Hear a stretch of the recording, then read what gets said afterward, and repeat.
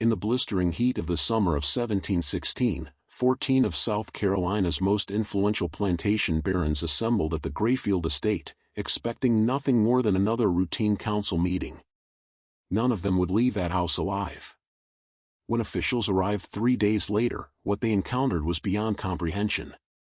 The charred bodies of the planters were discovered arranged in a flawless circle around a roaring coal furnace. Their wrists were fastened with heavy iron shackles, their mouths stuffed cruelly with raw cotton. The only living soul inside was a woman enslaved on the property, Esperanza de Lima. She was seated calmly at the kitchen table, quietly humming a Portuguese lullaby as she sharpened a collection of kitchen blades with meticulous precision. When questioned, Esperanza uttered only one cryptic sentence in broken English: "Justice burns slower than coal, but it burns complete." Colonial authorities were shaken. Governor Robert Johnson ordered the records sealed, locking away every detail in Charleston's archives where they remained hidden for more than 200 years. Tonight, we uncover the suppressed history behind what came to be called the Grayfield Massacre, an act of vengeance so deliberate, so ferocious, it altered the way an entire colony regarded those they had enslaved. But before we unravel the story of Esperanza de Lima and the night that shattered the illusion of control in colonial South Carolina, I have one quick request.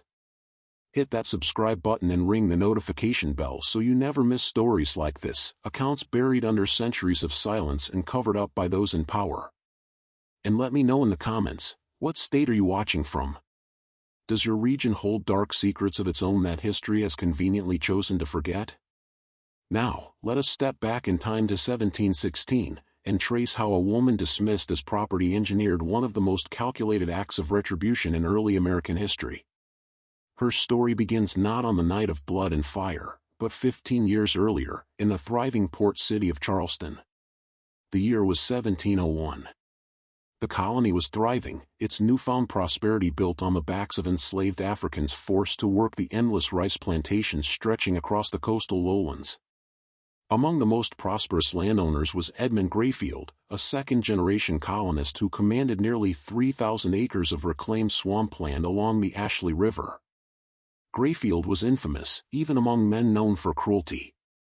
Towering over 6 feet tall, with cold blue eyes that seemed to pierce through flesh, he had earned a reputation for breaking enslaved people both in body and in spirit. His estate, known as Grayfield, was whispered about from one slave quarter to the next.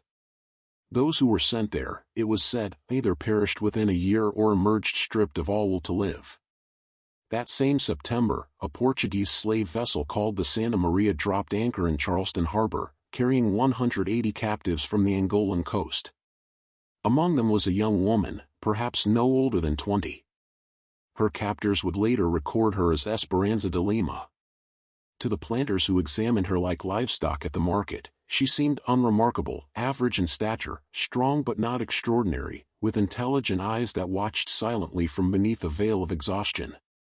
They did not understand the meaning of the intricate scar patterns on her shoulders, marks of high lineage in her homeland, symbols of her royal heritage. What the colonists failed to recognize was that Esperanza had been raised as the daughter of a powerful village chief. She was schooled from childhood in the disciplines of leadership, strategy, and what Europeans ignorantly dismissed as witchcraft, though in truth it was an advanced mastery of herbal medicine, poisons, and the psychology of human fear. She had witnessed the Portuguese raiders storm her village, kill her father, and enslave her people. To her, every white face in the colonies was part of that same original wound. Edmund Grayfield purchased her for £42 sterling, a high price reflecting her strength and youth. He had specific use for her. His previous house slave, an older woman named Sarah, had died under unclear circumstances. But everyone knew the truth. Grayfield had beaten her to death for spilling wine on his prized imported carpet. From her very first day at Grayfield, Esperanza began what would stretch into a 15-year plan of patient observation. She learned English quickly, but pretended to know far less than she did. She listened to every conversation, memorized every name, stored away every insult and act of cruelty. She walked invisibly among her captors, gathering knowledge like weapons to be used later. The Grayfield estate was more than a home, it was the private meeting hall of the Rice Council, a gathering of 14 planters who controlled the colony's agricultural wealth, and by extension, its political direction. They met monthly to dictate rice prices, decide regulations for enslaved labor, and discuss ways to strengthen their independence from London. These men saw themselves as monarchs in miniature, accountable to no one.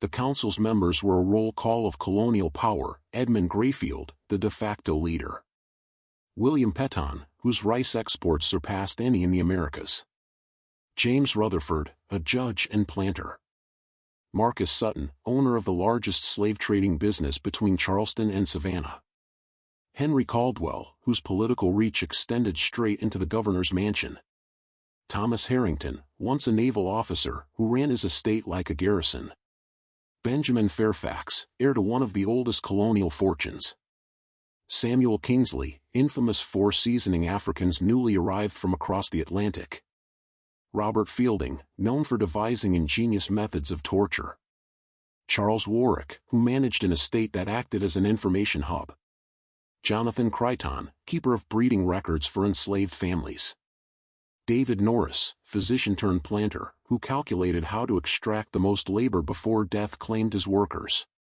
Alexander Hartwell, whose lands doubled as a prison for runaways; and George Baxter, the youngest, whose bloodlust for violence earned him quick admission into their exclusive circle. These were not merely cruel men, they represented organized, systematic evil. They exchanged tips on breaking rebellious workers, compared diets designed to maximize output while minimizing cost, and boasted of their most imaginative punishments. Esperanza served them quietly at every gathering, moving like a shadow among the long tables, pouring wine, clearing platters, invisible but ever-present. She heard them laugh about tearing families apart, weigh the merits of branding versus whipping, and plot the importation of thousands more souls. But for Esperanza, the turning point came in the spring of 1715. After 14 years of calculated patience, she had achieved something her captors thought impossible: she had preserved her humanity. More than that, she had found love. His name was Swami, though the records of the Rutherford estate reduced him to Boy Tom. Born in 1693, he was 22 when Esperanza first noticed him. What followed would change everything. Wayne was unlike most men enslaved on the Carolina coast. He carried a rare balance of raw physical power and a sharp, restless mind that had somehow endured the brutal seasoning process, a period designed to break both the spirit and the body of the newly enslaved within their first year of bondage. Against all odds, he survived with his strength intact and his curiosity unquenched. He could read, an extraordinary and dangerous gift for someone in chains. The skill had been passed to him by a sympathetic overseer, long dead now, who risked his life to scratch letters into the dirt by lantern light. Wayne had in turn begun teaching other bondsmen fragments of language, numbers, letters, and prayers, during the rare quiet moments of Sunday rest. His path crossed with Esperanza's, and what began as cautious exchanges of information soon grew into something far deeper. They met in secrecy, at first trading details about the movements of overseers and the plans whispered by their owners. Over time, those clandestine meetings became the rhythm of their lives, strengthened by a patience born from people who knew discovery meant certain death. Their communication developed into an elaborate system of songs and hand signs, gestures that appeared to white eyes as nothing more than work chants or idle movement. Yet each verse and motion carried precise meaning: routes for escape, signals of safe contact, warnings of danger. By the final months of 1715, their network had expanded into something unprecedented in the colony. Esperanza exploited her position within the Grayfield household to gather intelligence from the very heart of the Rice Council. She noted changes in patrol schedules, shifts in slave codes, and weaknesses in the planters' routines. Wayne, often hired out for back-breaking labor on neighboring estates, used his mobility to weave connections among enslaved communities across the region. Together they built perhaps the most advanced intelligence web colonial South Carolina had ever known, a web that reached beyond fields and plantations into the alleys of Charleston and down toward the Spanish territories of Florida. Their goal was not a simple flight into the wilderness. It was something larger, an orchestrated rebellion that might set hundreds free. They had located sympathetic whites willing to turn a blind eye, charted safe houses along the backcountry routes, and even secured tenuous ties with free black settlements in Spanish Florida who could offer sanctuary. For months they carried the weight of a dream too dangerous to speak aloud. But the plan unraveled at the hands of cruelty clothed in routine. On March 15, 1716, Edmund Grayfield addressed the Rice Council. While serving their imported rum, Esperanza listened in silence as he announced a new expansion of his breeding program. Selected enslaved women, those he deemed prime specimens, would be confined in a special compound and paired with men chosen from other plantations. His vision was not just labor but the deliberate engineering of superior stock. Esperanza's name led the list. Her expression did not falter as she poured wine and cleared the table. Yet inside, something shifted irrevocably. For 15 years she had endured slavery by clinging to hope, hope of escape, hope of revenge, hope of a future where she could once again claim her humanity. But Grayfield's decree was an attempt to strip even that last piece of her being, to reduce her not to a servant or worker, but to livestock for breeding. That night, she went to Wame. Their meeting place was a fallen cypress tree deep in the flooded rice fields. The drone of insects and the shrill cries of night birds drowned out their whispers. Esperanza told him what she had heard, and the two immediately understood the stakes. Once she was removed to the breeding compound, their contact would end. Their carefully built network would collapse. Their dream of coordinated rebellion would die before it drew breath. Wayne begged her to run that very night. He had prepared for the possibility. A Spanish trader had agreed to smuggle them southward. In a week they could reach St. Augustine, a city under Spanish protection where freedom was possible. They could live, perhaps even build a family, and from there help others in safety. But Esperanza refused. Her voice, low and fierce, carried in their native Portuguese, the language they reserved for truths that could never be betrayed. "Running saves us," she said, "but it changes nothing for our people. These men will continue their evil. More ships will arrive. More families destroyed. More children born in chains. I have watched them for 15 years. I know their secrets. I know their habits.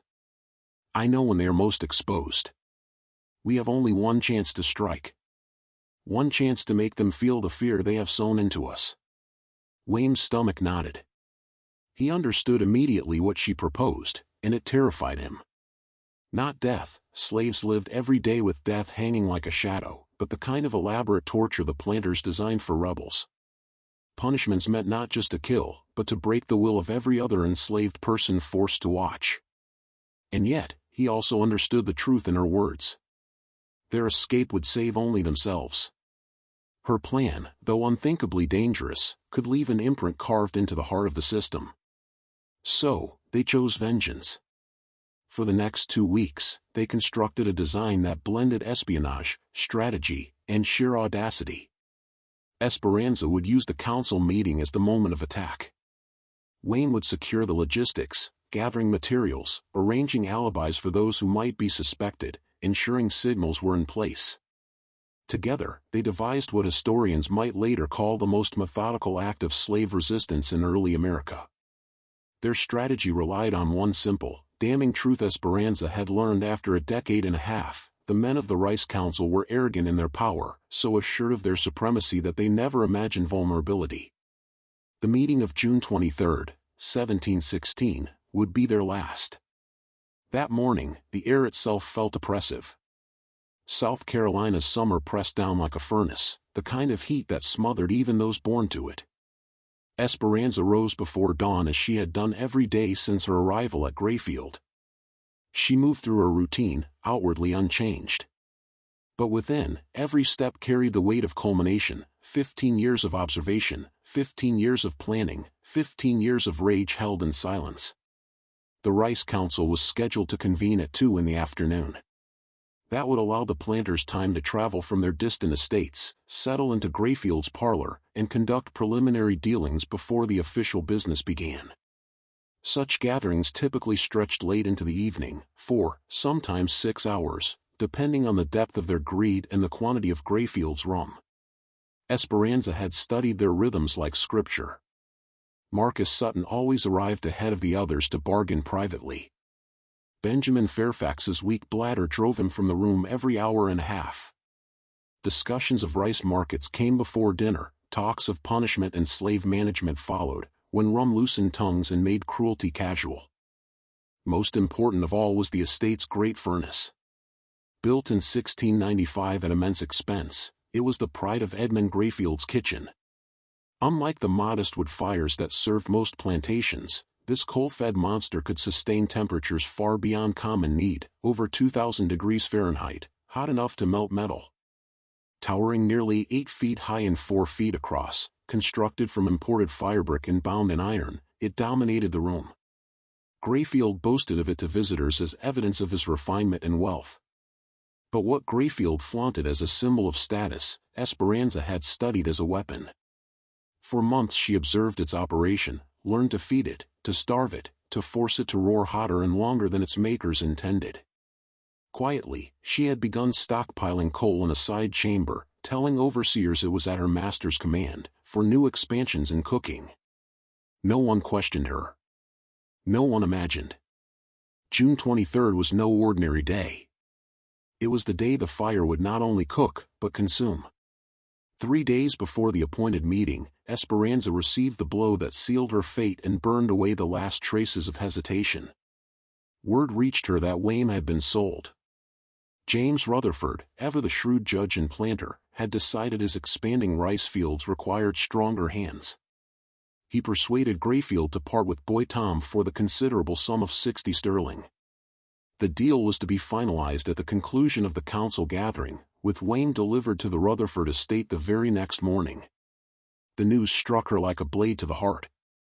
In 3 days, she would lose the only man she had ever loved in this new world. In 3 days, she herself would be dragged into Greyfield's breeding program, reduced to nothing more than a womb for producing stock. And in 3 days, the Rice Council would meet again to plot their endless campaign of cruelty. Esperanza saw the path ahead with terrifying clarity. If she did nothing, everything she had endured and prepared for would be erased forever. That night, under the shroud of darkness, she met Wayne for what both knew would be their final meeting. By the fallen cypress tree, their secret refuge, they whispered to one another, compressing 15 years of memory, fear, and longing into a handful of precious hours. Wayne begged her one last time to abandon her plan. They could run, he insisted. The Spanish trader still waited. There was still time to slip away under cover of night, to reach St. Augustine, to carve out a life beyond the reach of the whip. But Esperanza's resolve was iron. Her eyes glowed in the moonlight as she spoke in Portuguese, her voice steady and unyielding. "These men believe themselves gods," she said. "They believe they can do anything to us and never face consequence. Tomorrow I will prove them wrong. I will remind them that we are human beings, not beasts. And when human beings are pushed too far, they fight back." Wayne recognized the tone immediately, the steel edge in her voice that meant her mind was set in stone. He had known her less than 2 years, yet he understood there was no turning her aside now. Arguments would only waste the little time they had left. Instead, he chose to stand beside her in the only way he could, by helping her perfect the final details of her plan. Together they whispered strategies until dawn began to thin the night. The following morning, June 22, Esperanza began her last preparations with the precision of a soldier. She moved deliberately through the estate kitchens and storerooms, cataloging every tool, every ingredient, every implement that could be bent to her purpose. Iron shackles and chains, ordinarily reserved for punishment, lay coiled in the pantry like sleeping serpents. She studied their weight, their length, their placement. She walked the kitchen floor, memorizing the movements of other domestic slaves to ensure that when the moment came, no innocent would be caught in the storm. Outwardly, she maintained her usual calm, giving no sign of the inferno building inside her. Most important of all was the furnace. From dawn onward she tended it, feeding coal at precise intervals, disguising the effort as routine cooking. Bit by bit, she coaxed it to life, raising its temperature with quiet expertise. By late morning, its fire blazed white-hot, capable of holding peak heat for hours. To any observer, she was simply preparing for another grand dinner. To Esperanza, the furnace had become a weapon forged from flame. No one questioned her. The other servants saw only the same quiet, meticulous woman they had always known, efficient, composed, unremarkable. She swept the dining hall, polished Greyfield's imported crystal, laid out serving dishes, and placed the chairs with mathematical precision. But behind the veil of routine, she was setting the stage for an execution. By noon on June 23, the first of the Rice Council arrived. Marcus Sutton came first, as she had anticipated. His carriage rolled down the oak-lined avenue with the pomp of a man accustomed to being obeyed. He dismounted heavily, handing his reins to a stable slave without so much as a glance.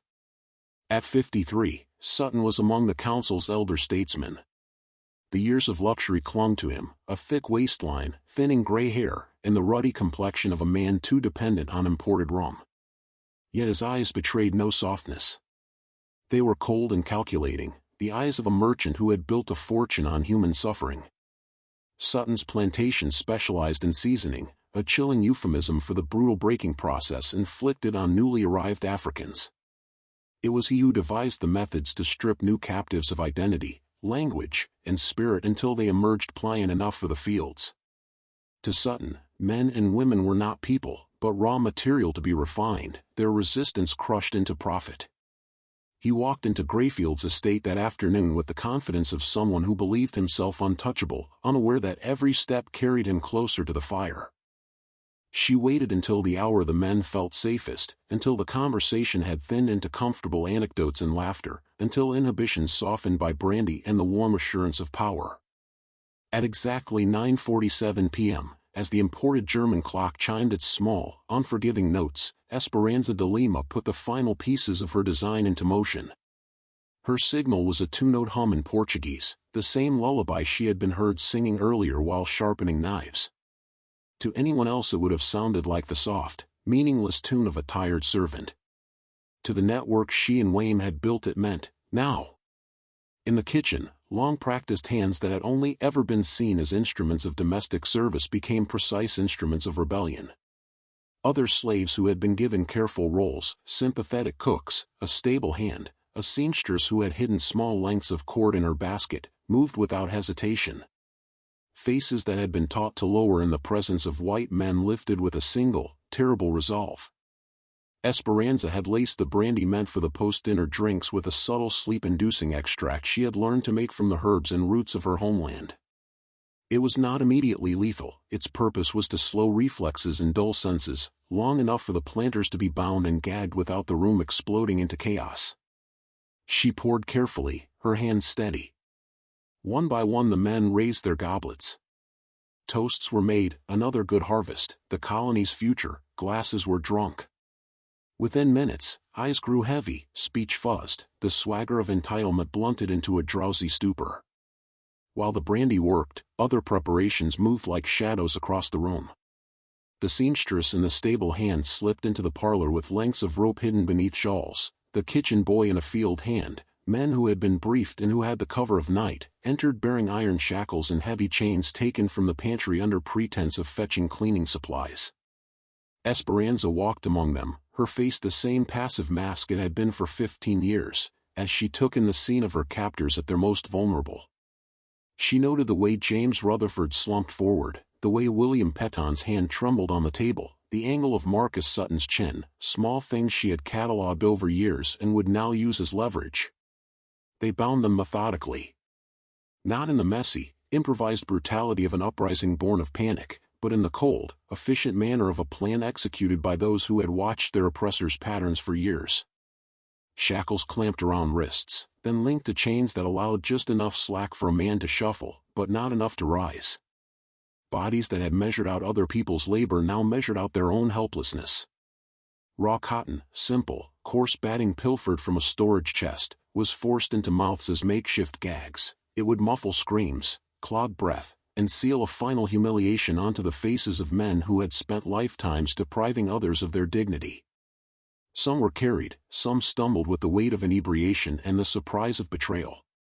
Esperanza moved among them with a surgeon's calm, fastening the last links, checking the knots, whispering instructions to those who guided the bound men toward the kitchen.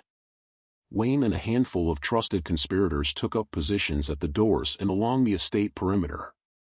They were ready for the contingencies Esperanza had predicted: a cook who might sense something amiss and rush to the parlor, a stable slave who might sound an alarm, a mounted messenger returning early. Those possibilities had been neutralized ahead of time, bribed, persuaded, or strictly warned away. Where resistance did occur, it was brief and controlled: 2 overseers stunned by sudden blows, a single pistol discharged into the rafters to frighten rather than kill, the precise snap of a hidden cord drawing dark curtains over candlelight to confuse eyesight and advantage the conspirators. Esperanza positioned the bound men themselves with intention. They were placed in a flawless circle around the great coal furnace, each planter facing inward, their iron wrists chained so they could not reasonably climb or maneuver but could feel the heat concentrate toward them. This arrangement was not only practical, it was symbolic. The architects of a system that had reduced people to property were to be encircled by the instrument they believed was merely a display of refinement.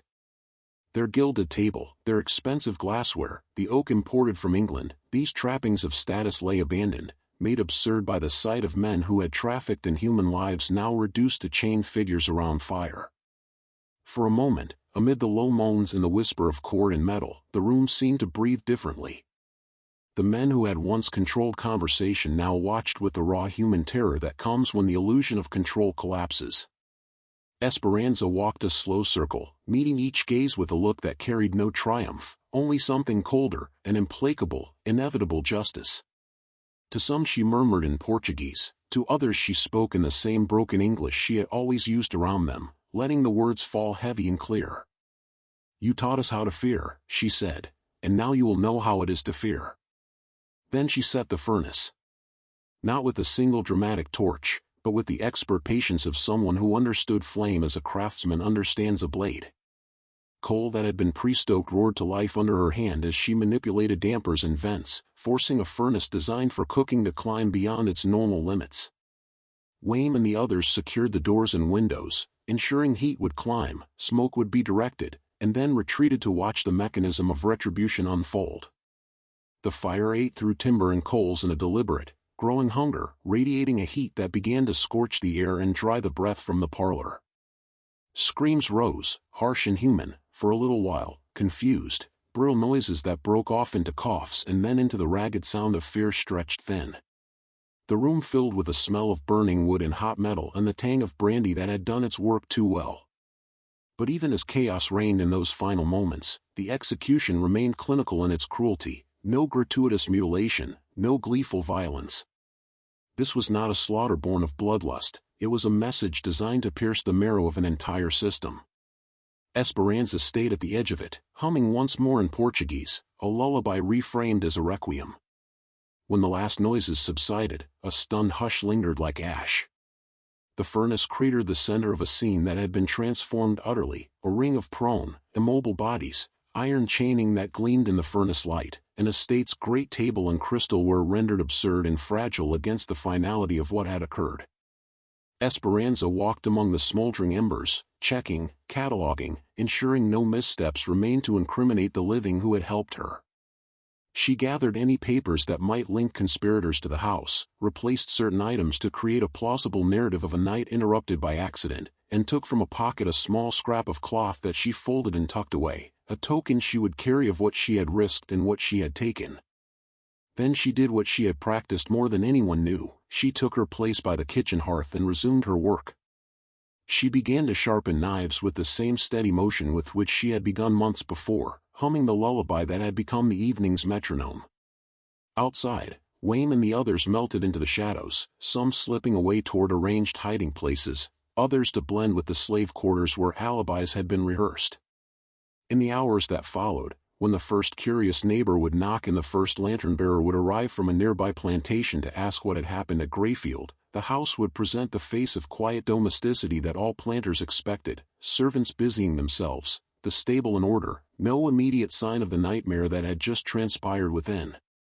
3 days later, when authorities finally forced open the layers of concealment, discovering the circle around the coal furnace, the iron wrists, the cotton-stuffed mouths, and the charred remains arranged with the same cold deliberation that had planned it all, the colony would be sent into a convulsion. Governor Robert Johnson would order the files sealed, and the name of Esperanza de Lima would be buried beneath other names in Charleston's archives for generations. But for now, in that dark, hot house, the immediate work was done. The plan had been executed exactly as Esperanza had designed it, precise, terrible, and impossible to ignore. The muffled chorus of panic was unlike anything that had ever echoed through Edmund Grayfield's kitchen. 14 of the most powerful men in colonial South Carolina, the men who had built an empire of rice, blood, and broken bodies, now writhed on the stone floor like captured animals. Their jeweled rings and embroidered coats, once symbols of refinement, were soaked in sweat. The furnace's glow cast harsh red light across their faces, making them look like grotesque caricatures of themselves. Esperanza stood at the threshold, framed by the growing dawn. For a moment she said nothing, allowing them to drown in their confusion and terror. When their eyes fixed on her, some wild, some pleading, she stepped forward, her movements calm, almost ceremonial. She had dressed not in rags but in a simple white garment she had hidden for months, a piece of cloth woven by her own hands. In this attire she felt less like a servant and more like a priestess presiding over judgment. One by one, she pulled the cotton from their mouths just far enough to let them moan, but not to cry out intelligibly. "You like to talk," she said in broken English, her voice steady and clear. "Tonight, you listen. No council. No rules. No slaves to obey. Only fire. Only truth." Marcus Sutton was the first to thrash violently against his restraints, his face purple with rage rather than fear. The sound of chains scraping stone filled the air, but the shackles held. "You break spirits," Esperanza reminded him coldly. "You will not break iron." She stepped back and let the heat do its work. James Rutherford attempted logic, even in his terror. His muffled words were meant to bargain, to remind her of his authority as magistrate. She leaned close, so he could see the calm in her eyes. "You think law will save you?" "You are law," she spat softly, "and tonight law burns." His eyes widened as she pushed the cotton deeper, silencing him again. Around the furnace, the other planters began to collapse into different forms of despair. Some wept silently, others tried to shout through their gags, still others shuddered as though every nerve in their bodies screamed at once. The heat was unbearable. Sweat streamed down their faces, soaking fine linen shirts and dripping into the floor's grooves. The stone beneath them grew hot enough to scorch skin. Esperanza moved deliberately, like a conductor guiding a grim symphony. She poured ladles of water into the furnace, each hiss of steam making the flames leap higher. Sparks sprayed outward, and the men recoiled as far as their bonds allowed. The room grew hotter, until every breath burned their throats. She had spent months perfecting this balance, enough air to fuel the furnace, enough coal to sustain heat beyond endurance. This was not a quick execution. This was revelation. She walked behind them, whispering words in Portuguese they could not understand. They were words of her mother and grandmother, women whose lives had been stolen before hers. Blessings and curses braided into the same breath. "Your children will not inherit your power," she murmured. "Your names will rot with your bones." By mid-morning, delirium set in. William Petton collapsed onto his side, eyes rolling. Henry Caldwell's expensive wig had blackened, sticking to his scalp with sweat. George Baxter tried to crawl closer to the furnace, desperate to end the torment quickly, but his shackles held him cruelly just out of reach. Their once commanding voices now reduced to ragged whimpers and animal groans. Esperanza had prepared for this moment, too. From the kitchen shelf, she retrieved a small basket of rice, the grain over which these men had built their empire. She scattered it on the floor before them. "This is what you wanted," she said, voice steady. "Grains of rice for blood, for mothers, for children you take away." The symbolism was deliberate. The very crop they had worshipped as wealth would be the last thing their failing eyes saw, scattered like bones on the kitchen stone. Hours passed, and the circle of men became less a council than a tableau of ruin. Some lost consciousness again, their heads lolling on their chests. Others remained awake, their minds trapped in a furnace of pain. The silence between muffled cries was filled by the roar of coal, the hiss of steam, and Esperanza's quiet hum of a lullaby in Portuguese, the same song she had once sung to comfort children torn from their mothers. By late afternoon, the judgment was complete. Whether through heat, suffocation, or sheer surrender of spirit, the 14 men of the Rice Council no longer struggled. The kitchen smelled of sweat, scorched fabric, and the bitter edge of despair. Esperanza stood before the furnace one last time, gazing into the flames as though seeing the faces of her ancestors reflected there. Then she turned and walked away. She did not look back at the circle of shackled bodies. She did not pause at the doorway. The house behind her now belonged to silence and fire. She stepped into the fading light of day, the white cloth on her body glowing faintly against the smoke-darkened sky, and whispered to herself, "Now they know." And for the first time in 15 years, Esperanza de Lima breathed not as property, but as a woman who had remade the world, if only for one unforgettable night. The glowing iron hovered inches from Edmund Greyfield's cheek, and though his mouth was gagged with raw cotton, the muffled shriek that escaped him was unmistakable. The terror in his eyes betrayed the realization that the instruments of pain he had so casually ordered upon others were now turned upon him. Esperanza did not immediately press the iron against his flesh.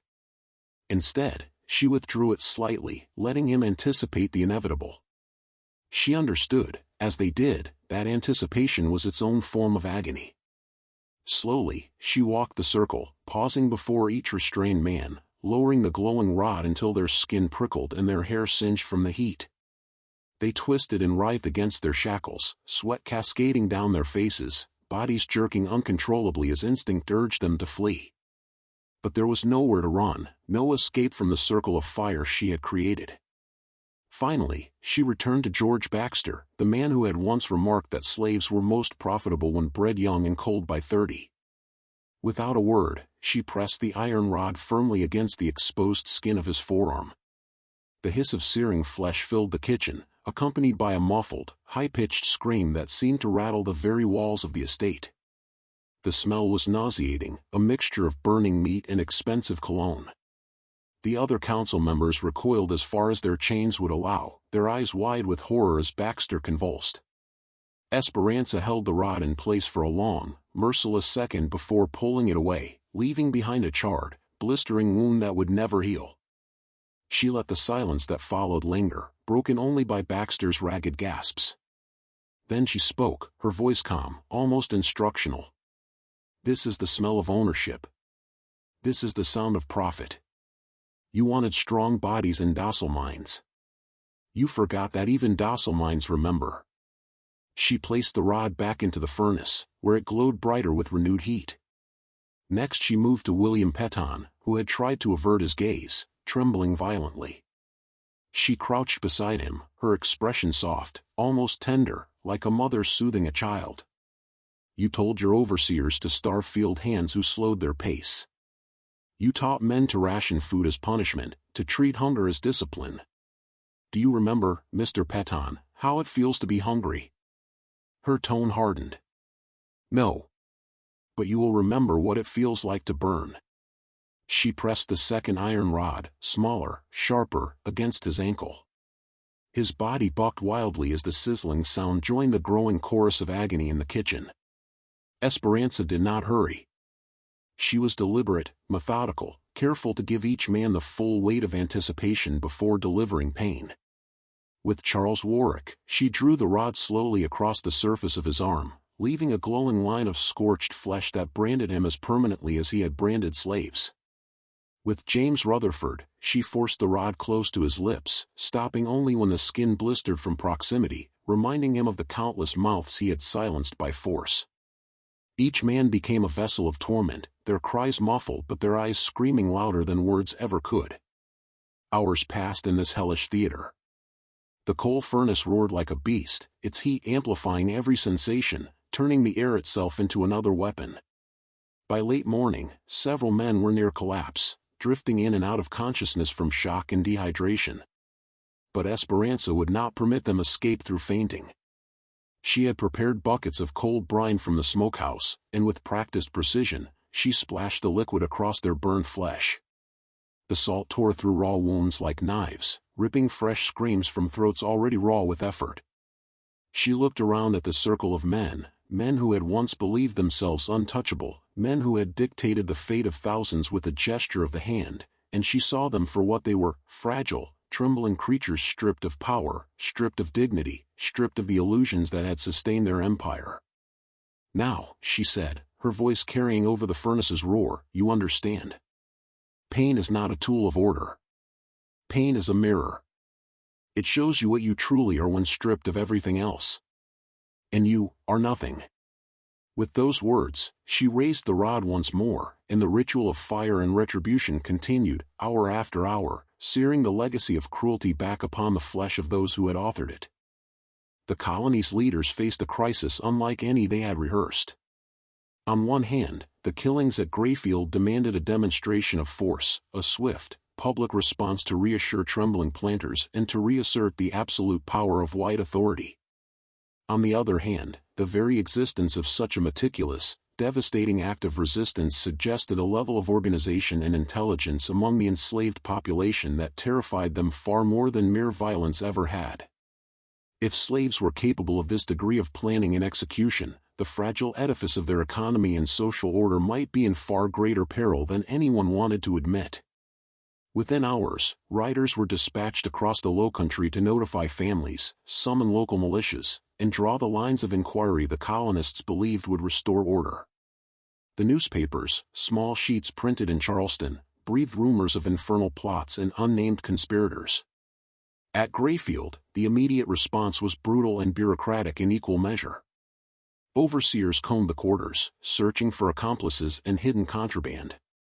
Men and women who had been subtly helpful to Esperanza now found themselves shackled, interrogated, beaten, and paraded before magistrates for the comfort of frightened planters. A terror campaign began, meant to root out any network and to remind the enslaved that vengeance would incur a far worse price than even death. But fear could not entirely erase a truth the planters most feared: the massacre had revealed their vulnerability. Meetings were postponed, patrols were increased, arsenals were inspected and fortified. Plantations that had previously allowed some leeway in the movement of slaves now tightened chains, altered work schedules, and punished even the smallest perceived infractions. Laws were discussed in fevered whispers: stricter curfews, harsher punishments for gatherings, and more severe penalties for any literate slave found with written words. The Colonial Assembly proposed measures to fund armed patrols and to subsidize importation of more seasoned workers to dilute the threat they now imagined around every rice field. At the center of this panic, the authorities made a political calculation that would bury the Grayfield massacre beneath layers of silence and secrecy for generations. Recognizing that a public trial or drawn-out investigation might inflame both white panic and black resistance, Governor Robert Johnson moved to contain the scandal. He ordered an immediate inquiry but then invoked the colony's prerogative to seal the records. Official dispatches, depositions, and the few surviving eyewitness accounts were locked away in Charleston under legal language invoking public safety and the preservation of civil order.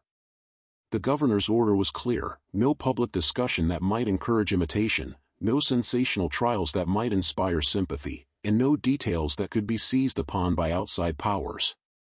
The Grayfield estate itself became a site of hushed, controlled activity.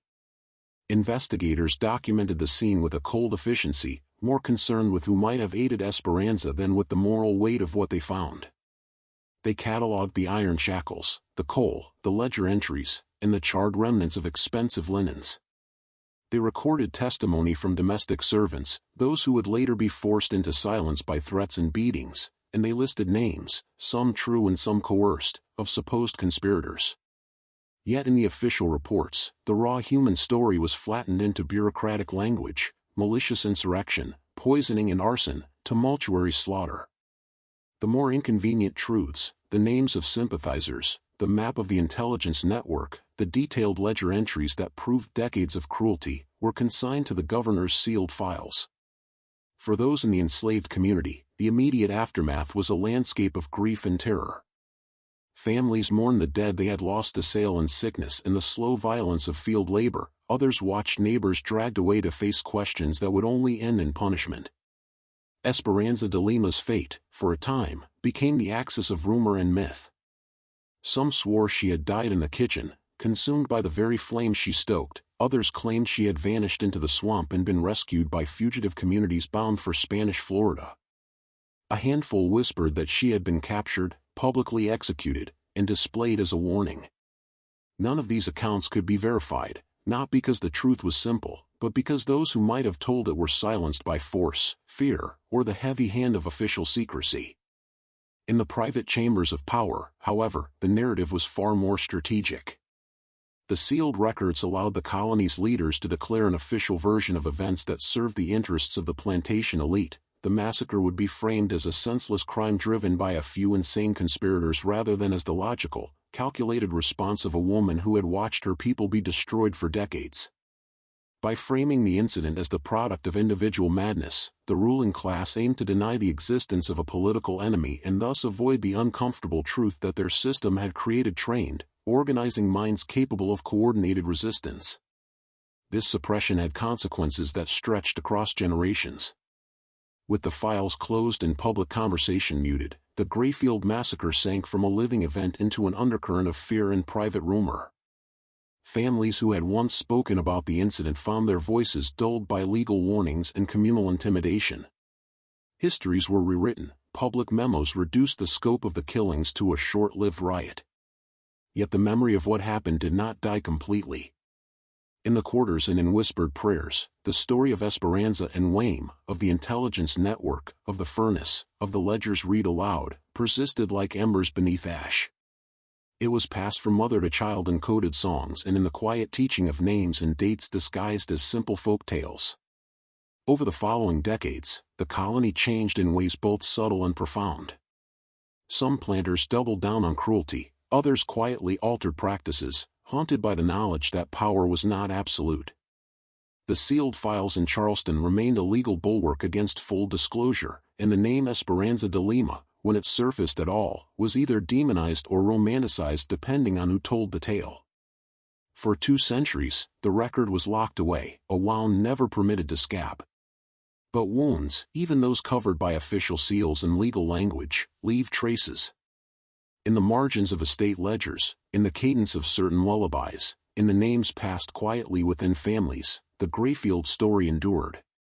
It survived because those who had been enslaved had every reason to keep it alive, not as mere revenge, but as a testament to resistance, a reminder that even in the darkest places, people found ways to hold on to dignity, to plan, and to strike back. Tonight, after more than 200 years, those sealed files were opened. The ledger entries, the depositions, and the notes that Governor Robert Johnson had hidden have begun to see the light. What was once officially erased is now being read, examined, and placed back into the public record. The story of Esperanza de Lima and the Grayfield massacre is no longer merely rumor or suppressed fear, it is part of the documented history of a colony that built its wealth upon human suffering and, for a night in June of 1716, paid with its own blood. And as the details emerge, the question that lingers is not only what happened then, but what it means now. How do we remember a woman who took violent revenge on those who had turned people into property? How do we reconcile the horror of her methods with the horror of what made those methods imaginable? The answers are neither tidy nor comfortable. They force us to look at the foundations of power, at who is allowed to speak, and at the long shadow oppression casts over generations. Esperanza de Lima's act was both atrocity and indictment, a terrible mirror held up to a society that profited from cruelty. Her name, once buried in legal silence, has returned to force a reckoning.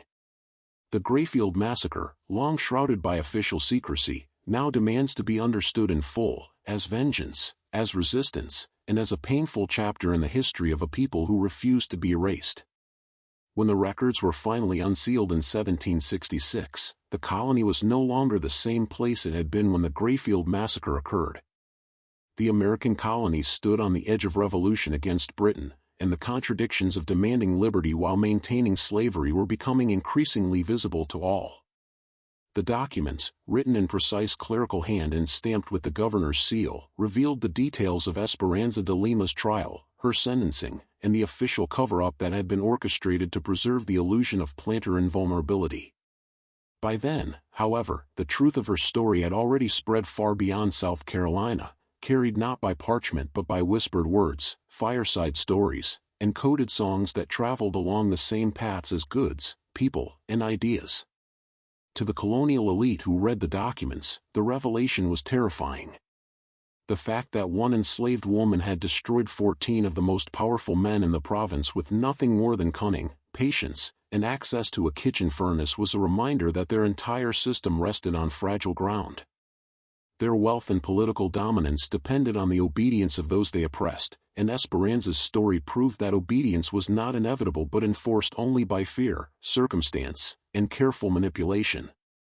Worse still, her example had not been buried as they hoped. It had become myth, a story retold in ways they could not control, inspiring movements and memories that no amount of suppression could erase.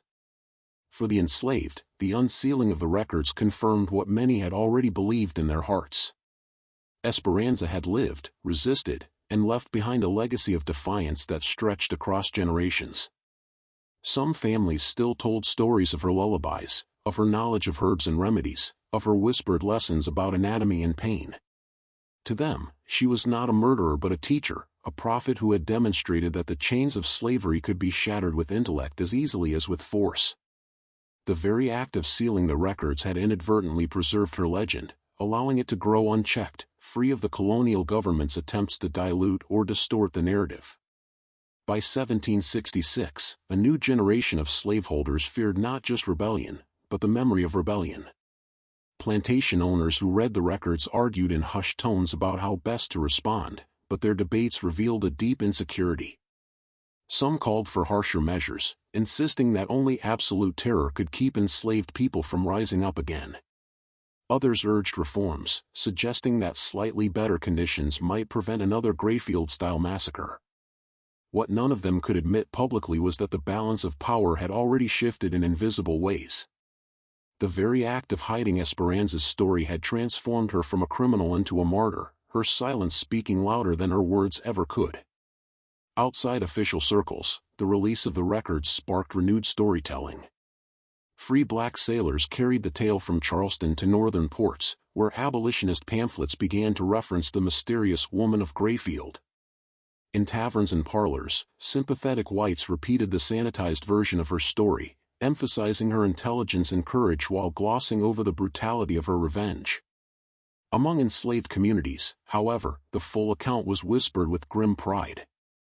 They remembered not only her defiance, but also her meticulous cruelty, because it mirrored the cruelty they endured daily. Her violence was not senseless, it was justice, sharpened and turned back upon those who had inflicted it first. By the time of the American Revolution, Esperanza's name had become both a warning and a promise.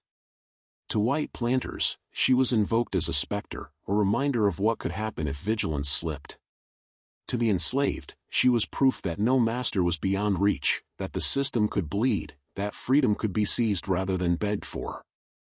Her lullaby, preserved in fragments, was sometimes sung as a coded hymn in the fields, its Portuguese words unintelligible to overseers but heavy with meaning for those who knew its history. When the revolution against Britain erupted, some enslaved people saw it as their chance to follow in Esperanza's footsteps. They reasoned that if colonists could demand liberty from the crown, they too could demand liberty from the planters. British officials exploited this, offering freedom to slaves who fought for the king, and many accepted. Among them were men and women who carried Esperanza's legend with them, retelling her story in British camps, adding new layers of meaning as the war unfolded. Though the Americans ultimately won independence, the contradiction of slavery remained unresolved, festering at the heart of the new republic. Yet Esperanza's legacy survived, moving underground once more, woven into sermons, spirituals, and whispered lessons passed from parent to child. She became a name invoked quietly, never too loudly lest it draw dangerous attention, but always present as a reminder that even the mightiest masters could be brought low. In Charleston, the Grayfield records were eventually transferred to private collections, accessible only to select historians and politicians. But they no longer mattered. The truth had already slipped free, shaping imaginations and inspiring resistance in ways no law or decree could contain. Esperanza de Lima, who colonial officials had hoped to erase with secrecy and exile, had instead become immortal. Her fire had not died with her, it had leapt from plantation to plantation, from generation to generation, burning slow but steady, waiting for the moment when it would ignite into something larger than even she could have envisioned.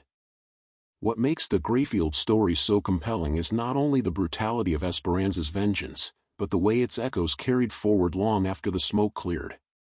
For decades after the massacre, plantation owners spoke of Greyfield in hushed tones, never in front of outsiders, and never in the presence of slaves.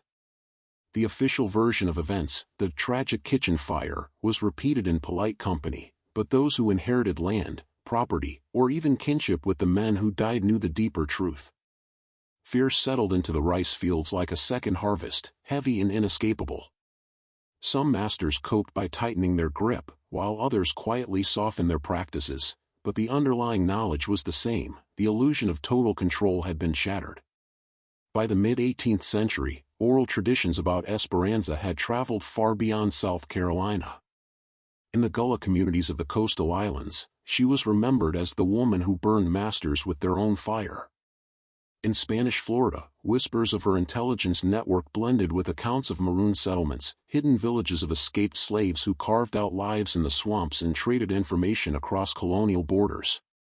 Even in the northern colonies, abolitionist circles picked up fragments of her story, weaving her name into arguments that the system of slavery was not only cruel but inherently unstable. The irony was profound. The colonial government had sealed the official records to erase her from history, but in doing so they had ensured she became something greater than fact. She became legend. Legends were harder to kill than people. Legends required no proof, only belief. For every overseer found dead in a swamp, for every suspicious fire that gutted a barn, for every whispered rumor of slaves meeting under the cover of night, the name of Esperanza de Lima could be invoked as the invisible hand guiding it all.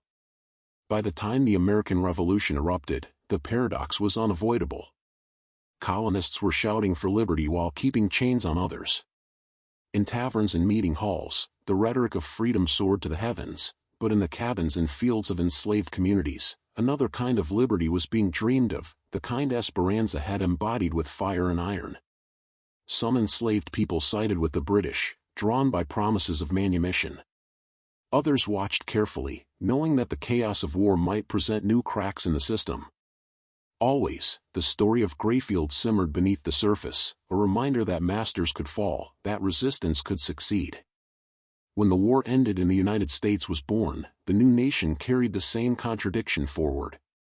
The Constitution, ratified in 1788, enshrined liberty while protecting slavery, but the psychological balance Esperanza had disrupted in 1716 continued to fester. Masters moved with armed escorts. Laws became harsher. Resistance became sharper. The Underground Railroad would not emerge for decades, but its spirit was already alive, in the whispered lessons passed from mother to child, in the coded songs sung in the fields, in the defiant knowledge that property could think, plan, and remember. The ruins of the Greyfield kitchen stood as a silent monument until nature consumed them. Vines crawled over charred stone, moss crept into black and mortar, and eventually the estate owners tore it down, hoping to erase the memory along with the structure. But memories are not so easily destroyed. Generations of enslaved families retold the lesson: fire burns, coal smolders, and justice, though slow, burns complete. Even now, questions linger. Was Esperanza truly lost at sea, as the Santa Isabella's logbook claimed? Or did she live out her years in Spanish Florida, teaching others the secrets she had mastered? Did her hand guide the planning of later uprisings, or did her legend alone inspire them? The sealed records answered some questions, but perhaps not the most important ones. History is filled with deliberate silences, with stories buried by those who feared their power. And so we ask you, what do you think? Was the Greyfield massacre the work of one extraordinary woman whose story was nearly erased, or was it the spark of something larger, a hidden war waged from the kitchens, fields, and cabins of America's plantations. Leave your comment below, we want to hear your thoughts. If this story moved you, if it made you rethink the history you thought you knew, don't let it stop here. Share it with someone who values truth over comfort. Subscribe to our channel, ring the notification bell, and join us on this journey into the shadows of America's past. Because history is not just what's written in the archives, it's what survives in whispers, in songs, in legends. And sometimes, the most dangerous stories are the ones the victors tried hardest to erase.